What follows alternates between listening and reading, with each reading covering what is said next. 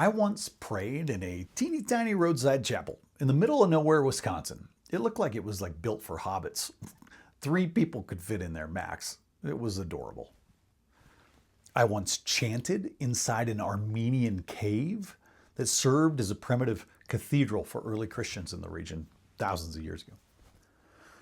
I once ate butter and salt-filled casseroles as part of a funeral celebration in the brick-walled basement of a Midwestern American Protestant church. I was surrounded by perfumed middle-aged women and blue-collared men adorned in oversized, rarely worn suits. I once had a deeply sacred experience reading a Ralph Waldo Emerson paperback in the woods of Connecticut on a chilly early spring day.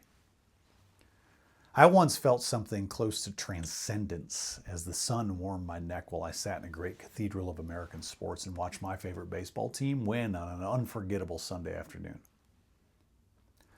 I've had so many sacred moments in my life, and they've happened in a wide variety of places with a wide variety of people.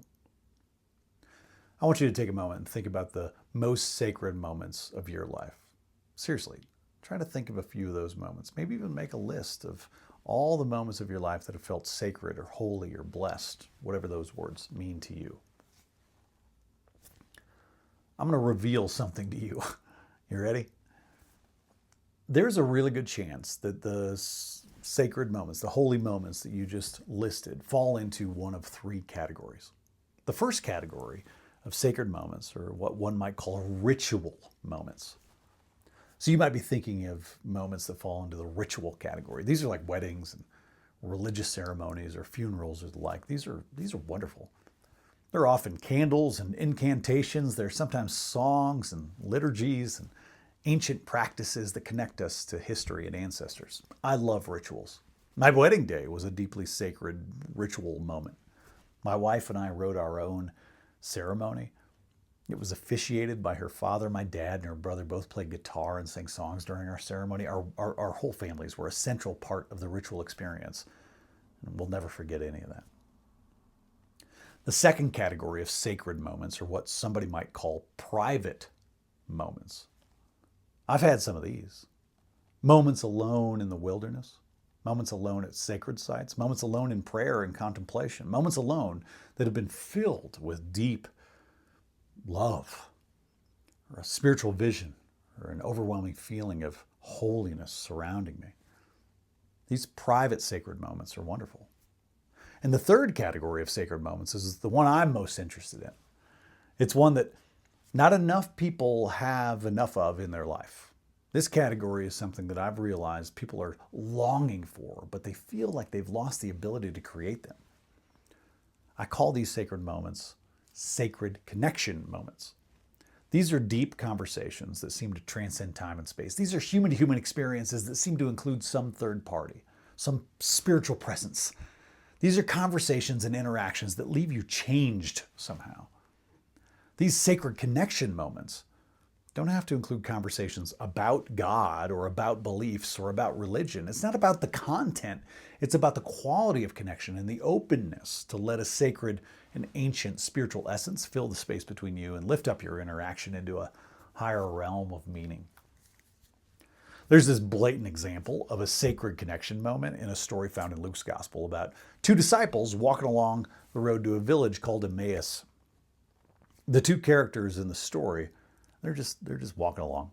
And they're talking about all the hubbub and high drama that had been going on in Jerusalem, where they were headed from. The story takes place on the day of Jesus' resurrection. As they're walking and talking, as the story goes, Jesus appears alongside them, and they don't recognize him. In the midst of their conversation, a risen Christ shows up. God is present alongside them in the middle of their conversation while they're walking along a dusty road. And they don't notice. See, we are so much more tuned into God's presence and spirit when we're in a ritual moment where we expect holiness, or even when we're in a private sacred moment when we can more easily hear God's voice in the silence. But in connection moments, God can show up there too. We just often miss it. This is why we created Between. This is what we want to help millions of people all over the world feel more often. I want to help people I want to help people feel the sacredness of their togetherness. I want to encourage people to notice the holiness of the simplest moments of interaction. I want to help people know that the space between us is sacred no matter where we are. We just have to be tuned into the holy potential of those moments.